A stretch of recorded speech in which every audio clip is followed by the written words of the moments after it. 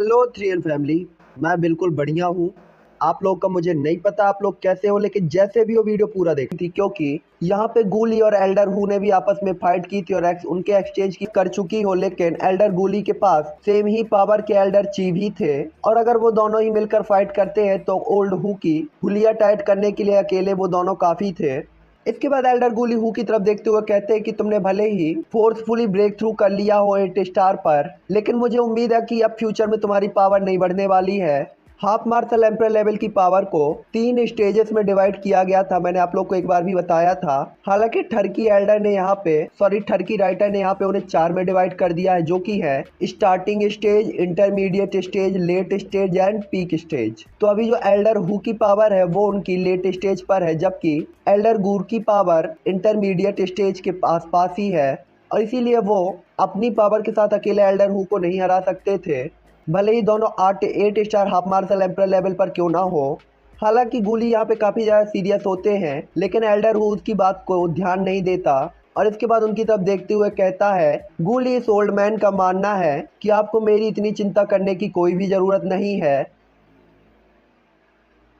क्योंकि मुझे लगता है कि तुम्हारा वो नया हाई स्टेज का अल्केमिस्ट बेई के अटैक से पहले ही मारा जा चुका होगा। और इसके बाद एल्डर हु अपने गिरे हुए दांतों वाले मुंह से स्माइल करता है। एल्डर गूली जैसे ही उसकी बात को सुनते और उसके फेस इंप्रेशन देखते हैं तो वो काफी ज्यादा सैड हो जाते हैं। ये देखकर एल्डर हु और भी ज्यादा खुश होता है कि गूली उदास हो गया है, क्योंकि वो यही देखने का इंतजार कर रहा होता है, क्योंकि गूली तो यहाँ पे जोयान के बारे में पूरी तरीके से भूल ही चुके थे। हालांकि एल्डर हु की बात को सुनकर गूली तुरंत ही पीछे मुड़कर जोयान की तरफ देखते हैं तो उन्हें वहाँ पे हवा में बस चीलिन उड़ते हुए दिखाई देते हैं। ये देखकर तो गूली को और बड़ा सदमा लगता है कि कहीं जोयान और बेई दोनों ही तो नहीं मर गए, क्योंकि अगर ऐसा हुआ होगा तो उनके अल्केमिस्ट एसोसिएशन को काफी ज्यादा नुकसान हो जाता। और इसके बाद बेई अपने दिल में कहते हैं कि अगर जियोयान को कुछ भी हुआ होगा, गूली कहते हैं कि अगर जियोयान को कुछ भी हुआ होगा तो बेई मैं तुम्हारे शरीर के 10,000 टुकड़े कर दूंगा और तुम्हारी हड्डियों को पीस के धूल में मिला दूंगा। हालांकि गूली यहाँ पे अभी नाराज हो ही रहे होते हैं कि तभी अचानक से आसमान से एक ब्लैक कलर के कपड़े पहने हुए बदसूरत सा लड़का प्रेजेंट होता है, जो काफी ज्यादा शांत दिखाई दे रहा था, और उसकी पूरी ही बॉडी से कोल्ड ऑरा जनरेट हो रहा होता है, और वो अपना हीरो जियोयान ही होता है। ये देखकर तो गूली को भरोसा ही नहीं होता और वो अपनी आंखों को तेजी से 3-4 बार झपका के फिर से जियोयान की तरफ देखते हैं। उन्हें विश्वास ही नहीं हो रहा होता है कि वास्तव में यहाँ पे जियोयान फिर से अपेयर हो गया है। उन्हें यही लग रहा होता है कि कहीं ये कोई एल्यूजन तो नहीं है। ओल्ड हु जब गूली के फेस इंप्रेशंस को ऐसा देखता है तो वो भी काफी ज्यादा शक भरी नजरों से गूली को देख रहे होते हैं, और उन्हें भी समझ में नहीं आ रहा होता कि आखिरकार ये ऐसा रिएक्ट क्यों कर रहा है। और इसके बाद वो जैसे ही मुड़कर देखता है तो उसकी हालत भी सेम एल्डर गूली की जैसे ही होती है, और वो भी अपने होश को खो चुका होता है, एक दो बार पलकों को झपका झपका के देख रहा होता है। वो देख सकते थे कि वहाँ पे जियोयान तो है, लेकिन बेई का नामो निशान नहीं है। इसका मतलब वो समझ गए थे कि जियोयान ने बेई को अपनी हेवनली फ्लेम के भेंट चढ़ा दिया है। हालांकि एल्डर बेई को एक पावरफुल एल्डर तो नहीं माना जा सकता था, लेकिन आखिरकार वो 1 star half martial emperor level के वॉरियर थे, और उन्हें इतनी आसानी से मार देना ये भी पॉसिबल नहीं था। इसके बाद हमारा हीरो जियोयान अपने ड्रैगन हाथ को धीरे धीरे गायब करता है, जिसके बाद जियोयान का सफेद पीला हाथ वापस से दिखाई देता है, जिसे वो अपनी पीठ के पीछे रखकर अचानक अपनी आंखों को बंद करके कुछ ढूंढने लगता है। और इसके बाद जियोयान के हाथ में एक एनर्जी आपस में इंटरेक्ट करती है, जिसके बाद जियोयान की जो चोटें या की जो भी इंजरीज होती है तेजी से हील अप होने लगती है, और चारों तरफ एक ठंडी हवा चलने लगती है। ऐसा लग रहा था कि जैसे जियोयान किसी गॉड की तरह ही हर एक चीज को इंस्ट्रक्शन दे रहा हो, और वो चीजें जियोयान के इंस्ट्रक्शन को फॉलो कर रही हो। इस टाइम पे जियोयान अपनी बंद आंखों के साथ काफी ज्यादा शांत दिखाई दे रहा था। साथ ही साथ जियोयान ने मौत को अभी अभी फील किया था, जिसके कारण जियोयान के दिल में एक अलग ही टाइप की फीलिंग होती है, और वो काफी ज्यादा शांत और कूल हो चुका होता है। कि जियोयान के अंदर और भी ज्यादा मेच्योरिटी आ चुकी होती है। आखिरकार काफी देर तक जियोयान की आंखें बंद रहती हैं और इसके बाद धीरे धीरे खुलती हैं, जैसे कि उसने पहली बार इस वर्ल्ड को देखा हो, इस दुनिया को। और इसके बाद जियोयान अपनी पलकों को झपका कर एल्डर गूली की तरफ देखता है। जियोयान जैसे ही एल्डर गूली के हैरान तरीके को देखता है तो उसकी पलक झपकते ही अचानक जियोयान की आंखी से एक इनविजिबल फ्लेम का क्रिस्टल निकलता है, जो कि सीधा एल्डर गूली की आंखों में जाके समा जाता है। एल्डर गूली ने भी उसे साइन होते हुए देखा था, जिसके कारण उनकी अंदर की जो सोल होती है वो कांप जाती है। जिसके बाद वो सिर्फ एक ही वर्ड बोलते हैं, यानजियो, ये अभी भी आप हैं। और इसके बाद गुली बहुत कुछ बोलना चाह रहे थे लेकिन वो तुरंत ही रुक जाते हैं क्योंकि उनके वर्ड उनके गले से बाहर आ ही नहीं रहे होते। एल्डर गुली बस जोयान को देख रहे होते हैं और जोयान के बारे में सोच रहे होते हैं कि अगर इसकी 3 स्टार की पावर के साथ मैं इसे नहीं समझ पा रहा हूँ तो ये अगर 8 star half martial emperor level का वॉरियर होता तो मुझे भरोसा है कि मैं इसे कभी भी नहीं समझ पाता, नहीं इसे हरा पाता। क्योंकि उन्होंने देखा था कि जोयान ने अपनी 2 ही उंगलियों से बे-ई की स्लॉट को तोड़ दिया था, तो वो बस यही सोच रहे थे कि जोयान की 2 उंगलियां जो कि एक हाफ एम्पर लेवल के बराबर पावरफुल है, तो जोयान अगर अपनी 10-100 उंगलियों को ओपन कर देगा तो उसकी पावर कितनी ज़्यादा होगी। साथ ही साथ जोयान अपने 3 स्टार की पावर के साथ 6 स्टार के वॉरियर को सप्रेस कर सकता है। तो इसका मतलब सीधा था कि जोयान का फ्यूचर काफ़ी ज़्यादा ब्राइट होने वाला था। साथ ही साथ जोयान की फिजिकल स्ट्रेंथ भी काफ़ी ज़्यादा पावरफुल थी, इसीलिए उन्हें लग रहा था कि बे-ई की मौत जोयान को पूरे ही साउथ वेस्ट रीजन में काफ़ी ज़्यादा पॉपुलर कर देने वाली होगी। एल्डर गुली की आवाज़ के साथ ही काफ़ी सारे हाफ मार्शल एम्पर लेवल के वॉरियर अपने सदमे से अचानक बाहर आते हैं और हैरान नज़रों से जोयान को देख रहे होते हैं। हालांकि तभी एल्डर गुली की तरफ देखते हुए जोयान कहता है, I am sorry association head गुली, मैंने गलती से आपके अल्केमिस्ट एसोसिएशन के चीफ अल्केमिस्ट को मार डाला है। हालांकि मुझे लगता है कि मैंने आपके अल्केमिस्ट एसोसिएशन के अंदर छिपे हुए खतरों को हल कर दिया है, क्योंकि आखिरकार बे-ई ने ही आज अल्केमिस्ट एसोसिएशन के रूल्स को ब्रेक किया था। जोयान सबकी नज़रों को इग्नोर करते हुए एल्डर गुली की तरफ देखता है और इसके बाद स्माइल कर देता है। तभी जोयान वहाँ पे नोटिस करता है कि ओल्ड डैमन हु मोडी से इशारों में ही बात कर रहा होता है। ये देखकर जोयान समझ जाता है कि मोडी को बे-ई ने नहीं बल्कि मोडी ने ही एल्डर हु को बुलाया है। और जैसे ही जोयान ये सोचता है तो तुरंत ही उसके होंठ एक बार फिर से इविल स्माइल को पास करते हैं और इसके बाद जोयान का फिगर एल्डर गुली के सामने अपीयर होता है। जोयान की स्पीड को देखकर एल्डर हु काफ़ी ज़्यादा चौंक जाता है, हालांकि वो कुछ भी नहीं कर सकता था, इसीलिए वो धीरे धीरे उस जगह से गायब हो जाता है। यहाँ पे जोयान भी ओल्ड हु के यहाँ से गायब होने का ही इंतजार कर रहा होता है। हालांकि अब की जबकि बे-ई मर चुका था तो नॉर्मल सी बात थी कि गुली जोयान को कुछ भी नहीं कहेंगे, क्योंकि उन्हें पता था कि बे-ई की हरकतें पहले ही काफ़ी ज़्यादा बेकार थी। भले ही वो उनका चीफ अल्केमिस्ट क्यों ना रहा हो, आखिरकार उसने अल्केमिस्ट एसोसिएशन के रूल्स को ब्रेक किया था और जोयान पर अटैक किया था, जो कि अल्केमिस्ट एसोसिएशन का ही मेंबर था। हालांकि बे-ई की मौत से गुली और लीचिन को जोयान की थोड़ी सी टेंशन तो थी, लेकिन वो काफ़ी ज़्यादा खुश भी थे क्योंकि जोयान ने उन्हें मार डाला था और वे चाहते भी यही थे कि वो मर जाए, इसीलिए भला वो जोयान को दोस्त क्यों देंगे। ऐसे दोस्तों से तो अच्छा है 2-4 दुश्मन पाल लो बे। हालांकि यहाँ पे गुली जोयान को देखकर स्माइल करते हो, इसके बाद उनका फिगर वहाँ से गायब होकर सीधे ही स्टेज के ऊपर अपीयर होता है। इसके बाद उनका पावरफुल ऑरा चारों जगह पर फैल जाता है, क्योंकि ओल्ड हु तो यहाँ से पहले ही निकल चुका था और 9-2-11 हो चुका था, इसीलिए प्रेजेंट टाइम पे यहाँ पे सिर्फ गुली ही सबसे ज़्यादा पावरफुल हो सकते हैं। और इसके बाद वो अपनी दबंग आवाज़ में कहते हैं, क्योंकि हमारे अल्केमिस्ट एसोसिएशन के पूर्व चीफ अल्केमिस्ट जिन्हें कि हमारे एसोसिएशन से काफ़ी ज़्यादा नफरत थी और वो हमें धोखा भी देना चाहता था, साथ ही साथ वो अल्केमिस्ट एसोसिएशन के एक मेंबर को भी मारना चाहता था, इसीलिए उन्हें माफ़ करना तो हमारे लिए काफ़ी ज़्यादा मुश्किल था। अब जबकि उस गद्दार को हमारे एल्डर यानजियो के द्वारा पहले ही मार दिया गया है, तो मैं गुली president of the alchemist association ये घोषणा करता हूँ कि नया चीफ अल्केमिस्ट एल्डर यानजियो होंगे। और उनकी बात को सुनकर सभी लोग काफ़ी ज़्यादा हैरान हो जाते हैं। बाकी सब की तो बात ही छोड़ दो, यहाँ पे अपना जोयान खुद हैरान होता है और इसीलिए जोयान के फेस इंप्रेशन में काफ़ी सारे चेंजेस आते हैं। हालांकि गुली जोयान के फेस इंप्रेशन को पूरी तरीके से इग्नोर कर देते हैं और अपना कन्वर्सेशन कंटिन्यू रखते हैं और कहते हैं, इसी मूवमेंट से एल्डर यानजियो हमारे अल्केमिस्ट एसोसिएशन में मेरे और डिप्टी एसोसिएशन चीफ चीलिन के बराबर ही पावरफुल और एथोराइज पर्सन होंगे। हम तीनों ही इक्वली पोजीशन पर होंगे। यहाँ पे बैठा हुआ हर कोई जिसे भी एल्डर यानजियो पसंद नहीं है वो हमारे अल्केमिस्ट एसोसिएशन में आ सकता है। उन्हें समझाने के लिए हमारे अल्केमिस्ट एसोसिएशन में कोई ना कोई ज़रूर होगा। समझ गए ना, सीधा सीधा धमकी दे रहा है कि आके मिल लेना अल्केमिस्ट एसोसिएशन में। यहाँ पे बैठा हर कोई एल्डर गुली के वर्ड्स में डेंजर को फील कर सकता था, यहाँ तक कि मोडी ने जैसे ही गुली की बातों को सुना तो वो भी काफ़ी ज़्यादा उदास हो जाता है। साथ ही साथ उसे ये भी पता था कि अल्केमिस्ट एसोसिएशन की ग्रैंड मीटिंग उसकी स्ट्रेटजी के हिसाब से आगे नहीं बढ़ रही है, इसीलिए वो सिर्फ अब कल का इंतजार कर सकता था जहाँ पे यहाँ पे मेडिसिनल पिल को रिफाइन किया जाना था। इसीलिए मोडी जोयान और गुली को बुरी तरीके से घूमता है और इसके बाद मेडिसिनल पिल के फॉर्मूले को अपनी स्टोरेज रिंग में रखकर वहां से गायब हो जाता है। अब क्योंकि एल्डर गूली और चिलिन ने जोयान का सपोर्ट कर दिया था, तो यहाँ पे कोई भी ऐसा नहीं था जो जोयान की पोजीशन को हिला सके। इसीलिए चाहे जोयान की पावर हो, जोयान की एल्केमी रैंक हो, या फिर जोयान का यंग जनरेशन हो, प्रेजेंट टाइम पे जोयान अब चेयरमैन गूली और डिप्टी चीफ चिलिन के बराबर ही पावरफुल था। इसी के बाद सभी लोग बैठकर चाय की चुस्कियां ले रहे होते हैं और जोयान को देख रहे होते हैं। और इसके बाद गूली कहते हैं, ब्रदर जोयान, मैं सच में नहीं जानता कि पिछले 1 महीने से आप कहाँ पर थे और क्या कर रहे थे, लेकिन आपके बॉडी की जो आभा और ऑरा है वो काफ़ी ज़्यादा पावरफुल हो गया है, जो कि एक normal 6 star half martial emperor level के वॉरियर के बराबर ही पावरफुल है। एल्डर गूली की बात को सुनकर वहाँ पर बैठे हुए काफ़ी सारे ओल्ड एल्डर एम्बेरस फील कर रहे होते हैं, क्योंकि जोयान काफ़ी ज़्यादा यंग होता है, फिर भी उसकी पावर और उसकी एल्केमी रैंक दोनों ही मॉन्स्टर लेवल पर होती हैं। मतलब काफ़ी ज़्यादा खतरनाक होती है, बिल्कुल एक राक्षस की तरह।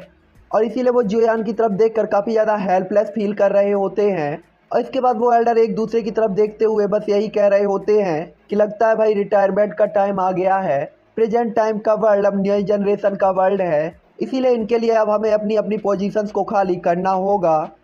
इन एल्डर ने देखा था कि एशियन स्वेट सिटी के अंदर ली फैमिली का बांगसेंग लेवल का वो छोटा बच्चा, हिडन क्लाउड सेक्ट का मिस्टीरियस यंग मास्टर जो कि अपना लुओ जिन ही है, और इसी के साथ साथ जोयान, ये तीनों ही काफी ज्यादा हाई लेवल के और यंग जनरेशन के टैलेंटेड वॉरियर थे। इसीलिए वो सभी लोग जोयान के साथ काफी ज्यादा अच्छे रिलेशन बनाना चाहते थे, क्योंकि उन्हें पता था कि अगर उनके रिलेशन जोयान के साथ अच्छे होंगे तो उनकी यंग जनरेशन भी जोयान के साथ फ्रेंडली हो पाएगी और साथ ही साथ ये उनके लिए काफ़ी ज़्यादा प्रॉफिटेबल होगा। हालांकि गूली की बात को सुनकर जोयान स्माइल करता, उन्हें डिटेल में सब कुछ नहीं बताता। साथ ही साथ गूली को भी पता था कि ज़्यादा पूछताछ भी सही नहीं है, क्योंकि वो पुलिस वाले तो नहीं है। इसीलिए वो स्माइल करते हुए अपनी सीट पर उठकर खड़े होते हैं और इसके बाद जोयान से कहते हैं, भाई यानजियो, आप एल्केमिस्ट एसोसिएशन के चीफ एल्केमिस्ट है, इसीलिए आपकी रैंक अब काफ़ी ज़्यादा हाई लेवल की है, तो मैं उम्मीद करता हूँ कि आप इसे और भी ज़्यादा ग्लोरियस बनाने में कैपेबल होंगे। उनकी बात को सुनकर जोयान स्माइल कर देता है कि अभी भी गूली जोयान को लेकर ही चिंतित है। हालांकि जोयान प्रेजेंट टाइम पे बस पिल रिफाइनिंग के बारे में ही सोच रहा होता है, क्योंकि जोयान को बाकी लोगों के बारे में सोचने के लिए अभी बिल्कुल भी टाइम नहीं था। इसीलिए जोयान अपना सिर हिला देता और एल्डर गूली की तरफ देखकर स्माइल करता है और कहता है, प्रेसिडेंट, आप टेंशन फ्री हो सकते हैं। अब क्योंकि मैं चीफ एल्केमिस्ट बन गया हूं, तो मैं आपके एल्केमिस्ट एसोसिएशन को और भी ज़्यादा पॉपुलर बनाऊंगा और इसकी ग्लोरी को और भी ज़्यादा हाई लेवल तक लेके जाऊंगा। जोयान की बात को सुनकर गूली, चिलिन और वहाँ पे बैठे हुए सभी एल्डर अचानक से स्माइल कर देते हैं और वो काफ़ी ज़्यादा खुश भी दिखाई दे रहे होते हैं। हालांकि वो लोग स्माइल कर ही रहे होते हैं कि तभी अचानक से एक वॉइस हाल के बाहर से आती है, जिससे सभी लोग काफ़ी ज़्यादा उदास हो जाते हैं और उनके फेस इंप्रेशन तुरंत ही चेंज होकर काफ़ी ज़्यादा सीरियस हो जाते हैं, क्योंकि अंदर बैठे हुए सभी एल्डर ने फील कर लिया था कि बाहर से जिसकी भी वॉइस आई है वो हाफ मार्शल एम्परर लेवल के पीक लेवल तक पहुंच चुका है। साथ ही साथ जोयान को भी पता था कि उसने फैंग जुन और वांगकुई को मारा है, लेकिन ये पर्सन उन दोनों से काफ़ी ज़्यादा पावरफुल है। इसीलिए जोयान भी काफ़ी ज़्यादा हैरान होता है।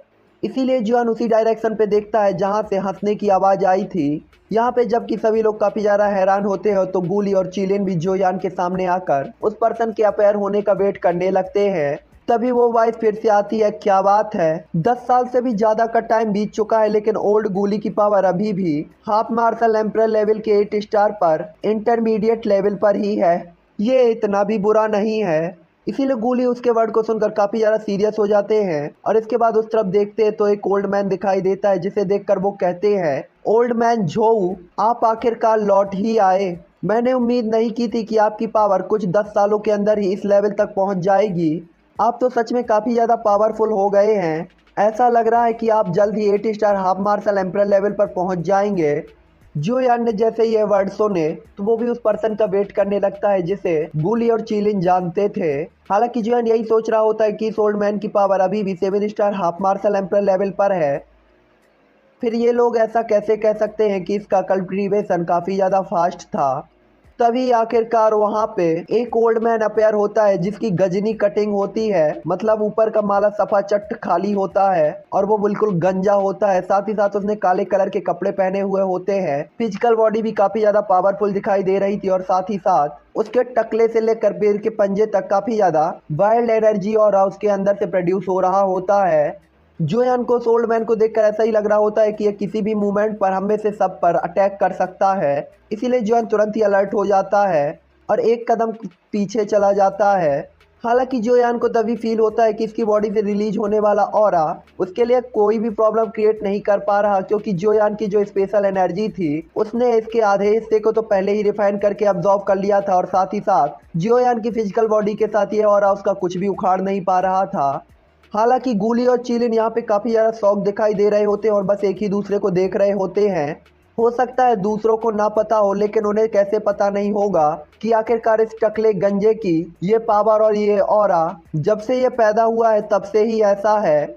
उन्हें पता था कि ये ओल्ड मैन गंजा टकला जहाँ पे भी जाता है तो इसके ऑरे के कारण काफ़ी लोग प्रॉब्लम झेल लेते हैं और काफ़ी ज़्यादा प्रेशर भी फील किया करते हैं। अगर उनकी पावर इससे कम है तो उन्हें यही फील होता है कि ये टकला गंजा उनके ऊपर अटैक कर देगा और इसीलिए वो उस प्रेशर से बचने के लिए अपने डुईकुई पावर का भी यूज करते हैं। हालांकि जब उन्होंने जोयान को देखा तो वो काफ़ी ज़्यादा शौक में होते हैं, क्योंकि जोयान मात्र 3 स्टार हाफ एम्परर लेवल का वॉरियर था, फिर भी वो उसके ऑरे और उसकी पावर के सामने ऐसे खड़ा हुआ था कि जैसे वहाँ पे कुछ है ही नहीं। और ये देखकर वो टकला गंजा भी काफ़ी ज़्यादा शौक होता है। गूली जैसे ही उस टकले गंजे को देखते हैं कि वो जोयान को देख रहा है और काफ़ी ज़्यादा शौक है, तो गूली स्माइल करके जोयान से उसका इंट्रोडक्शन कराते हैं और कहते हैं आप यान जियो हैं। हालांकि गूली अपनी बात को पूरा कर ही पाते कि वो टकला गंजा तुरंत ही एक कदम आगे बढ़ता है और जोयान से तुरंत ही पूछता है और कहता है, हालांकि वो कुछ कह पाता कि तभी जोयान उसे बीच में रोकते हुए कह देता है कि मैं अल्केमिस्ट एसोसिएशन का चीफ अल्केमिस्ट यान जियो हूँ, क्या मैं जान सकता हूँ कि तुम कौन हो।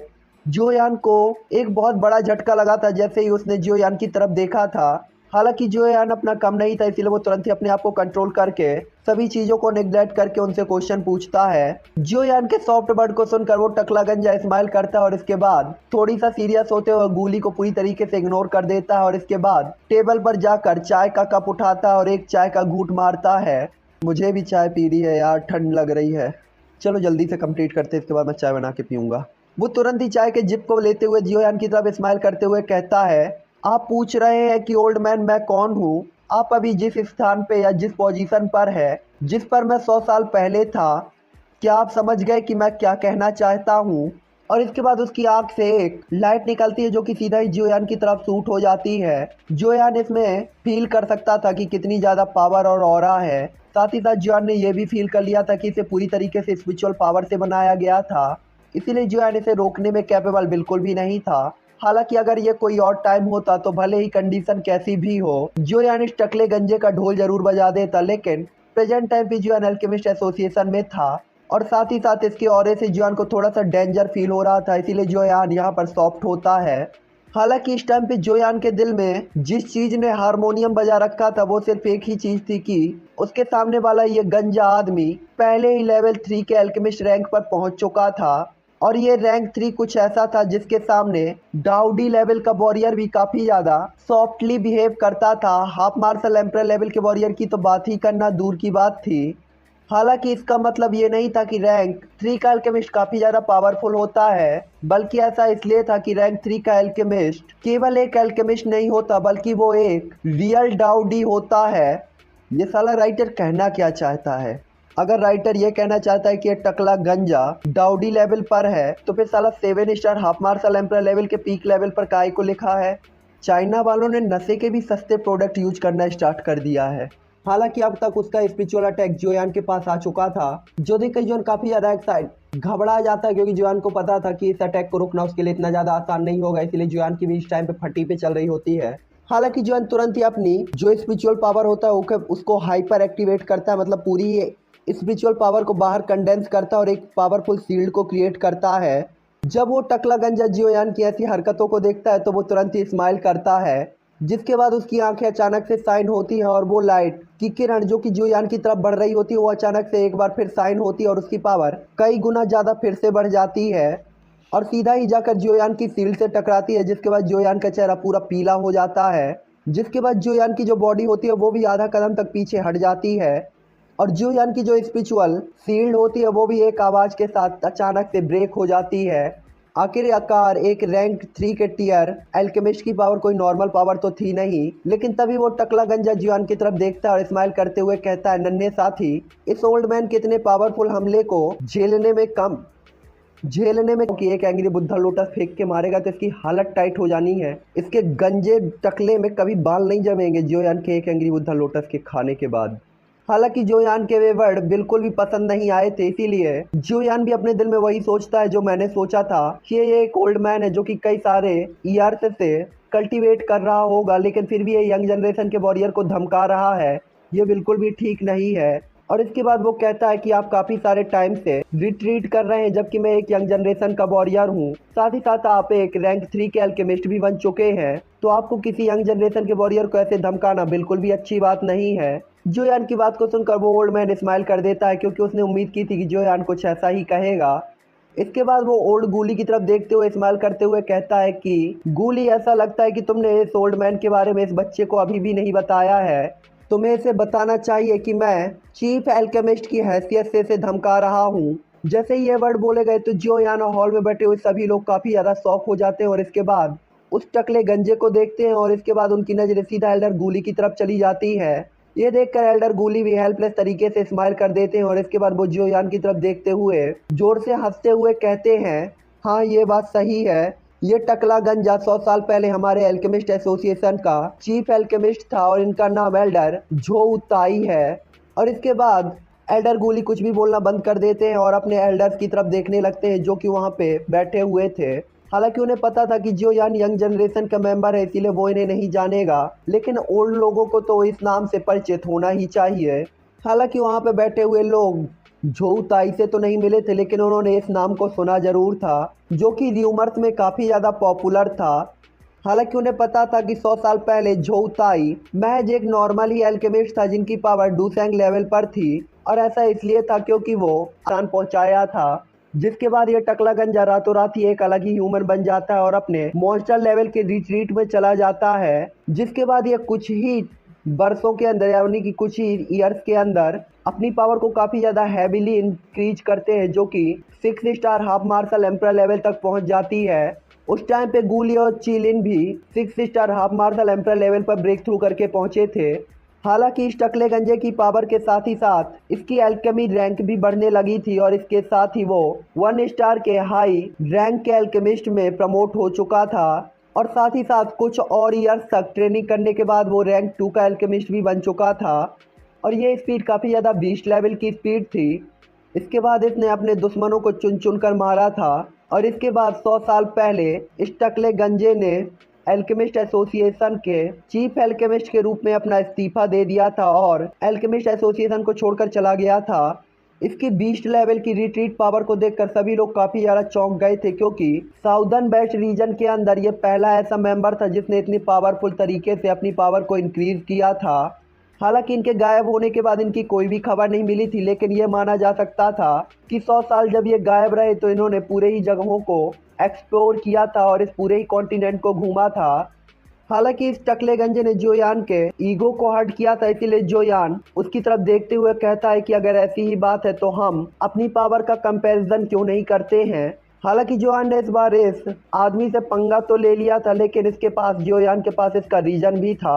हो सकता है कि झोउ ताई यानी कि इस टकले गंजे ने अपनी पावर को अपनी रिट्रीट से गैदर किया हो, लेकिन जियोयान ने अपनी पावर को लाइफ और डेथ के बैटल के साथ इंक्रीज किया था और जियोयान हमेशा ही लाइफ और डेथ के बैटल के लिए रेडी रहता था।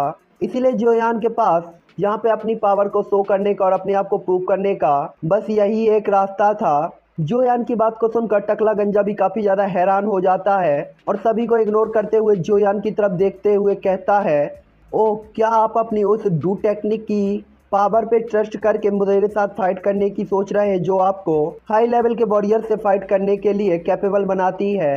हालांकि आपको लगता है कि क्या मैं आपको ऐसे चांसेस दूंगा कि आप उस डाउ टेक्निक का यूज कर पाएँ, क्योंकि मैंने सुना उसे क्रिएट करने में काफ़ी लॉन्ग टाइम लगता है। और इसके बाद वो तुरंत ही अपनी जगह से गायब होकर जियोयान के सामने अपेयर होता है और उसका हाथ जियोयान की तरफ बढ़ जाता है। हालांकि वो जियोयान पर अटैक कर ही रहा था कि तुरंत ही चौंक जाता है क्योंकि जियोयान उसके सामने से गायब हो गया था और उसका अटैक जिस पे चार्ज हुआ था वो थी सिर्फ जियोयान की एक आफ्टर इमेज जो कि उसके सामने ही गायब हो जाती है। ये देखकर वो बिल्कुल हैरान और परेशान होकर अपने गंजे को पकड़ लेता है। हालांकि तभी झाऊ ताई यानी कि इस टकले गंजे के पीछे एक वार्म होल क्रिएट होता है, जिससे जियोयान बाहर निकलकर एक पावरफुल पंच इस टकले गंजे की तरफ बढ़ा देता है, जो कि जियोयान की व्हाइट एनर्जी से फुल लबालब होता है। जियोयान का पंच जैसे ही इस टकले गंजे से टकराता है तो ये उड़ता हुआ आसमान से एक मेज पर जाकर गिरता है, जो कि तुरंत ही चकनाचूर हो जाती है। और इस टाइम पे हाल में भी सभी लोग चुप हो गए थे। जो कुछ भी हुआ वो देखकर हाल में हर कोई चौंक गया था। उनने देखा था कि जियोयान के एक ही पंच से टकला गंजा तुरंत ही हवा में उड़ता हुआ काफी दूर तक गया था, जबकि उसकी पावर एक peak level 7 star half martial emperor level की थी, जबकि जियोयान अभी भी 3 star half martial emperor level पर था। अगर ये खबर बाहर फैल जाती तो टकले गंजे की रिस्पेक्ट बिल्कुल एक मजाक बन जाती। मैं इसे टकला गंजा इसलिए बोल रहा हूँ क्योंकि इसका झाऊ ताई ये आधा लड़का आधा लड़की जैसा नाम लग रहा है, साथ ही साथ काफ़ी ज़्यादा कॉम्प्लिकेटेड लग रहा है, तो ये टकला गंजा ज़्यादा बेटर है। हालांकि जबकि सभी लोग काफ़ी ज़्यादा हैरान थे तो टकला गंजा तुरंत ही अपना सिर हिलाकर जियोयान की तरफ देखता है और ऐसा लग रहा था कि जैसे उसे बहुत बड़ा शौक लगा हो। हालांकि ये टकला गंजा केवल 7 star half martial emperor level का वॉरियर था, लेकिन ये पहले ही 3 स्टार एम्पर लेवल के अल्केमिस्ट के रूप में ब्रेक थ्रू कर चुका था। इसीलिए ये एक डाउडी लेवल के वॉरियर के सामने भी आया था और उनके साथ इसके काफी अच्छे कनेक्शन भी थे, इसीलिए उसे काफी सारी बातों के बारे में पता था जो कि किसी भी नॉर्मल व्यक्ति को नहीं पता थी। उसने फील किया था कि जियोयान की जब आफ्टर इमेज गायब हुई थी तो उसके पीछे कुछ अजीब सी एनर्जी उसे फील हुई, जो कि पीछे जियोयान को अपेयर कर रही थी। और उसे अच्छे से पता था कि वो एनर्जी प्योर स्पेशल पावर थी। वो देख सकता था कि जियोयान स्पेशल पावर कितने खतरनाक वार्म होल के अंदर आराम से खड़ा था और वो जियोयान को प्रोटेक्ट कर रही थी। उस वार्म होल के आसपास तो नेचुरल एनर्जी भी आने की हिम्मत नहीं कर रही थी। इसी से अंदाजा लगा लो जियोयान कितने ज़्यादा 20 लेवल की पावर को कंट्रोल कर रहा है और ये स्पेशल पावर कितनी ज़्यादा खतरनाक होगी। जियोयान की पावर को भी वो धीरे धीरे बढ़ता हुआ फील कर सकता था, क्योंकि ये वार्म होल उस नेचुरल एनर्जी को रिफाइन करके जियोयान की पावर बढ़ा रहा था। उसे पता था कि फ्यूचर में ये स्पेशल पावर जियोयान के लिए काफ़ी ज़्यादा बड़ी हेल्प होने वाली है। साथ ही साथ इस टकले गंजे को सबसे ज़्यादा झटका जिस चीज़ से लगा था वो था कि जियोयान इसे कितनी अच्छी तरीके से कंट्रोल कर पा रहा था। और उसे देखते हुए पता था कि जियोयान की पावर अभी भी उस लेवल तक नहीं है कि जियोयान इसे कंट्रोल कर पाए, क्योंकि इसे कंट्रोल करना काफ़ी ज़्यादा हार्ड होता है और अगर कोई इसे कंट्रोल करना सीख लेता है तो वो पूरी फाइट को बदल सकता था। वो देख सकता था कि ये स्पेशल पावर जियोयान की बॉडी के अंदर अब्जॉर्ब हो चुकी है, जो कि उसका डिफेंस आर्मर बनकर उसे प्रोटेक्ट कर रही होती है। ये देखकर उसे कुछ तो समझ में आता है, हालांकि वो उस थॉट को पूरी तरीके से निग्लेक्ट कर देता है।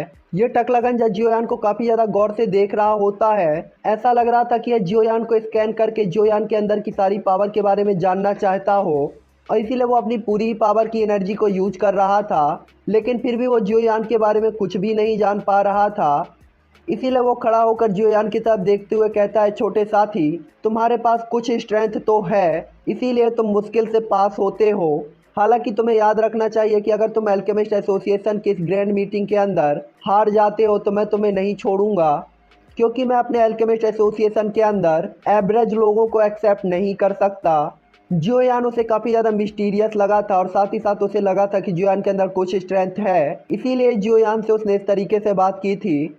दूसरी ओर जियोयान भी ये सुनकर स्माइल कर देता है और इसके बाद उनकी तरफ देखते हुए कहता है कि अगर आप एवरेज लोगों को एक्सेप्ट नहीं करते हैं तो आपने बेई जैसे गद्दार और क्रूरल इंसान को एक्सेप्ट कैसे कर लिया था। ये सुनकर टकला गंजा 2 बार खांसता है, जिसके कारण उसने जो चाय की जिप अभी अभी ली थी वो भी उसी के साथ बाहर आ जाती है और उसके हाथ में पकड़ा हुआ कप भी तुरंत ही टूट जाता है। सिंपल सी बात थी कि जियोयान की बात से उसे थोड़ा सा बुरा तो लगा था। दूसरी ओर जियोयान की बात को सुनकर गूली का चेहरा भी पूरी तरीके से लाल हो गया था, क्योंकि आखिरकार बेई को तो उन्हीं ने एक्सेप्ट किया था, इसीलिए इस मामले में उन्हें ही दोषी दिया जा सकता था, क्योंकि उन्होंने बेई की जांच नहीं की थी और उन्हें चीफ एल्केमिस्ट की पोजीशन दे दी थी। हालांकि वो तुरंत ही खाते हुए कहते हैं, ठीक है, इन बातों को छोड़ देते हैं, क्योंकि ब्रदर जियोयान आज न्यू चीफ एल्केमिस्ट बने हैं, इसीलिए वो थोड़ा सा थक गए होंगे, इसीलिए उन्हें आराम करने देते हैं, क्योंकि हर किसी के पास अपने अपने काम हैं, तो चलो चलें। और इसके बाद गूली सभी को उठाकर और बटोर कर वहाँ से बाहर निकलने लगते हैं, जिसके बाद वो जियोयान की तरफ देखते हुए स्माइल करते हुए कहते हैं, एल्डर यान जियो, आपने आज काफ़ी कार्यवाही कर ली है, इसीलिए आप थोड़ा सा थक गए होंगे तो आपको आराम करना चाहिए। गोली की बात को सुनकर जियोयान भी अपना सिर हिलाता है और इसके बाद तुरंत ही अल्केमिस्ट एसोसिएशन को छोड़कर उड़ जाता है। हालांकि वो अपने सराया की साइड नहीं जा रहा था बल्कि वो एशियन सिटी के वेस्ट डायरेक्शन में उड़ रहा होता है। उसी टाइम पे जब जियोयान ने अल्केमिस्ट एसोसिएशन को छोड़ा था तो एक ह्यूमन फिगर जो कि पूरी तरीके से काले कपड़ों को पहने हुए था, कोल्ड स्माइल पास करते हुए तेजी से उसका पीछा करता है। कुछ ही मूवमेंट के अंदर जियोयान एक पुराने से घर के सामने आकर रुक जाता है और यहाँ पे वो काफ़ी ज़्यादा रिस्पेक्टेड तरीके से खड़ा होता है। ये जगह होती है ओल्ड लुओ की, जो कि काफ़ी ज़्यादा शांत दिखाई दे रही होती है। इस समय जियोयान उनके घर के सामने खड़ा होकर काफ़ी ज़्यादा एक्साइटेड था। हालांकि वो थोड़ा सा वीक तो फील कर रहा था लेकिन अंदर की बेसब्री और एक्साइटमेंट को भी वो रोक नहीं पा रहा था, क्योंकि उसने 1 महीने का इंतजार काफ़ी लॉन्ग टाइम से किया था जो कि आखिरकार बीत गया। जियोयान बस अपना डैमेज हैवी जुआन रूलर देखना चाहता था कि वो आखिरकार अब कैसा दिख रहा है। साथ ही साथ हम भी यही देखना चाहते हैं। जुआन तुरंत ही आंगर की तरफ बढ़ने लगता है और वो अनजाने में स्माइल करके आगे बढ़ जाता है। जुआन जैसे ही छोटे से आंगन में पहुंचता है तो वहां पे जुआन देख सकता था कि सब कुछ वैसा ही था जैसा कि 1 महीने पहले था। हालांकि वहाँ के जो गड्ढे थे वो पहले ही भर चुके थे और वहाँ की मरम्मत हो चुकी थी, जो देखकर ऐसा लग रहा था कि यहाँ पे कुछ भी ना हुआ हो।